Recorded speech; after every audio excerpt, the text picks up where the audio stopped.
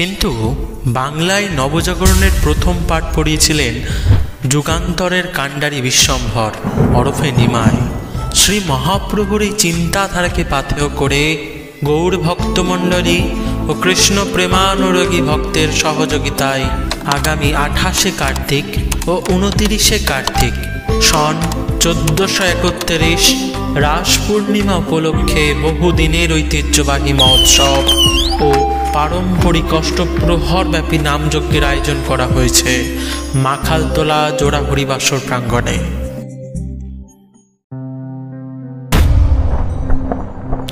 15ই November 2024 শুক্রবার বৈকাল 2 ঘটিকায় ঈশ্বর মনোরঞ্জন কয়াল স্মৃতি উদ্দেশ্যে বস্ত্র বিতরণ সভা। এরপর বৈকাল 3 ঘটিকায় কৃতি ছাত্রছাত্রীদের সম্বর্ধনা জ্ঞাপন করবেন ঈশ্বর কিশোরী মোহন মণ্ডল স্মৃতি উদ্দেশ্যে তার পরিবারবর্গ। এরপর মহাপ্রভুর আগমন, ঘটস্থাপনা ও নামযজ্ঞের শুভারম্ভ হবে বৈকাল 5 ঘটিকায়। এরপর সন্ধ্যা 6 ঘটিকায় শুভ অধিবাসের মধ্য দিয়ে অষ্টপ্রহরব্যাপী নামযজ্ঞের সূচনা করবেন সনৎ মণ্ডল এবং তার সম্প্রদায়।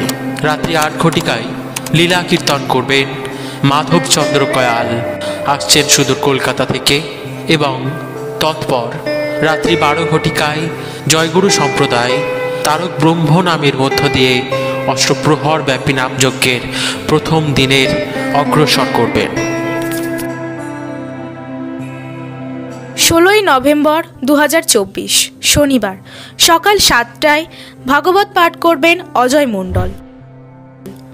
সকাল 9 ঘটিকায় লীলা কীর্তন পরিবেশন করবেন মধুশ্রী মণ্ডল। দুপুর 1টায় সুদূর হাসনাবাদ থেকে আসছে তত্ত্বকথা শোনাতে রাধাপদ ঘোষ।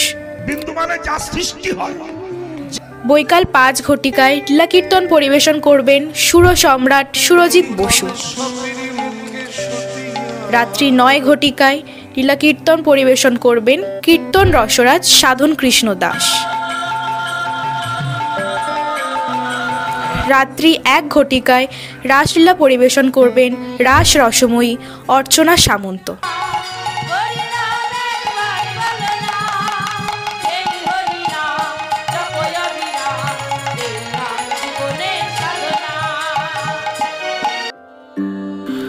তৎপরে লুট, মহান্ত বিদায় ও মহাপ্রসাদ বিতরণের মধ্য দিয়ে 2 দিন ব্যাপী মহোৎসব সমাপ্ত হবে। উক্ত নামযজ্ঞে সকল ধর্মের সব ভক্তের ঐকান্তিক উপস্থিতি ও পদরজ প্রার্থনা করি।